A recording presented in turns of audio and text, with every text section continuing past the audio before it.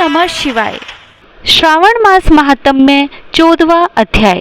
ईश्वर बोले, हे महामुने, श्रावण मास में जो व्रत करने योग्य है वह अब मैं बताऊंगा, आप उसे ध्यान से सुनिए। चतुर्थी तिथि को एक बार भोजन करें और पंचमी को नक्त भोजन करें।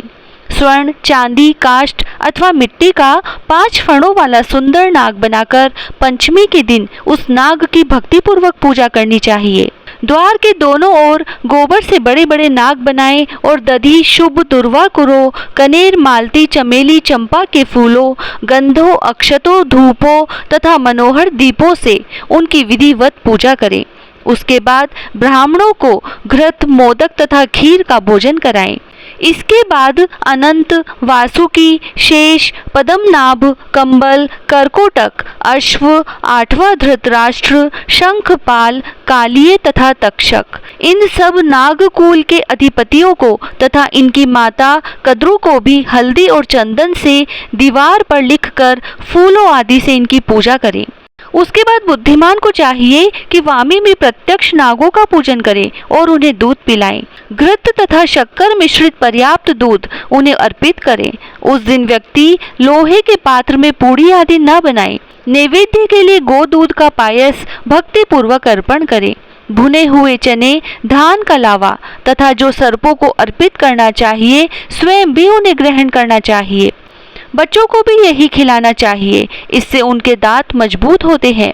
सांप की बांबी के पास श्रृंगार युक्त स्त्रियों को गायन तथा वादन करना चाहिए और इस दिन को उत्सव की तरह मनाना चाहिए। इस विधि से व्रत करने पर सर्प से कभी भी भय नहीं होता है। हे विप्र, मैं लोगों के हित की कामना से आपसे कुछ और भी कहूँगा। हे महामुने, आप उसे सुनिए। हे वत्स, नाग के द्वारा डसा गया मनुष्य मरने के बाद अधोगति को प्राप्त होता है और अधोगति में पहुंचकर वह तामसी सर्प होता है। इसकी निवृत्ति के लिए पूर्वोक्त विधि से एक भुक्त आदि समस्त कृत्य करें और ब्राह्मणों से नाग निर्माण तथा पूजा आदि आदर पूर्वक कराएं। इस प्रकार 12 मासों में प्रत्येक मास में शुक्ल पक्ष की पंचमी तिथि को इस व्रत का अनुष्ठान करें और वर्ष के पूरा होने पर नागों के निमित्त ब्राह्मणों तथा सन्यासियों को भोजन कराएं। किसी पुराण ज्ञाता ब्राह्मण को रत्न जड़ित स्वर्णमय नाग और सभी उपस्करों से युक्त तथा बछड़े सहित गो प्रदान करें।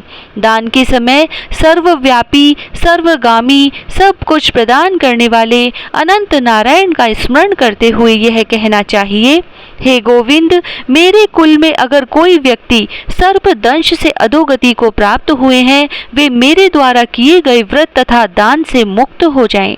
ऐसा उच्चारण करके अक्षत युक्त तथा श्वेत चंदन मिश्रित जल वासुदेव के समक्ष भक्ति पूर्वक जल में छोड़ दें। हे मुनि सत्तम, इस विधि से व्रत के करने पर उसके कुल में जो सभी लोग सर्प के काटने से भविष्य में मृत्यु को प्राप्त होंगे या पूर्व में मर चुके हैं, वे सब स्वर्ग गति प्राप्त करेंगे।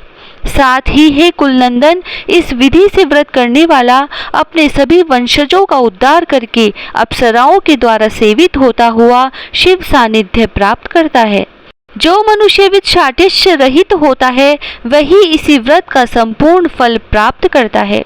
जो लोग शुक्ल पक्ष की सभी पंचमी तिथियों में नक्त व्रत करके भक्ति संपन्न होकर पुष्प आदि उपहारों से सौभाग्यशाली नागों का पूजन करते हैं, उनके घरों में मणियों की किरणों से विभूषित अंगों वाले सर्प उन्हें अभय देने वाले होते हैं और उनके ऊपर प्रसन्न रहते हैं।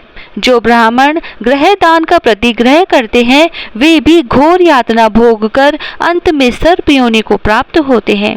हे मुनि सत्तम, जो कोई भी मनुष्य नाग हत्या के कारण इस लोक में मृत संतानों अथवा पुत्रहीन होते हैं और जो कोई मनुष्य स्त्रियों के प्रति कार्पण्य के कारण सर्प योनि में जाते हैं, कुछ लोग धरोहर रखकर उसे स्वयं ग्रहण कर लेते हैं अथवा मिथ्या भाषण के कारण सर्प होते हैं अथवा अन्य कारणों से भी जो मनुष्य सर्प योनि में जाते हैं, उन सभी के प्रायश्चित के लिए यह उत्तम उपाय कहा गया है। यदि कोई मनुष्य वित्तशाठ्य रहित होकर नाग पंचमी का व्रत करता है तो उसके कल्याण के लिए सभी नागों के अधिपति शेष नाग तथा वासुकी हाथ जोड़कर प्रभु श्री हरि से तथा सदा शिव से प्रार्थना करते हैं तथा शेष और वासुकी की प्रार्थना से प्रसन्न हुए परमेश्वर शिव तथा विष्णु उस व्यक्ति के सभी मनोरथ पूर्ण कर देते हैं। वह नागलोक में अनेक प्रकार के विपुल सुखों का उपभोग करके बाद में उत्तम वैकुंठ अथवा कैलाश में जाकर शिव तथा विष्णु का गण बनकर परम सुख प्राप्त करता है। हे वत्स, मैंने आपसे नागों के इस पंचमी व्रत का वर्णन कर दिया। इसके बाद अब आप अन्य कौन सा व्रत सुनना चाहते हैं उसे बताइए। इस प्रकार श्री स्कंद पुराण के अंतर्गत ईश्वर सनत कुमार संवाद में श्रावण मास महात्म्य में नाग पंचमी व्रत कथन नामक 14वां अध्याय पूर्ण हुआ। जय श्री राधे।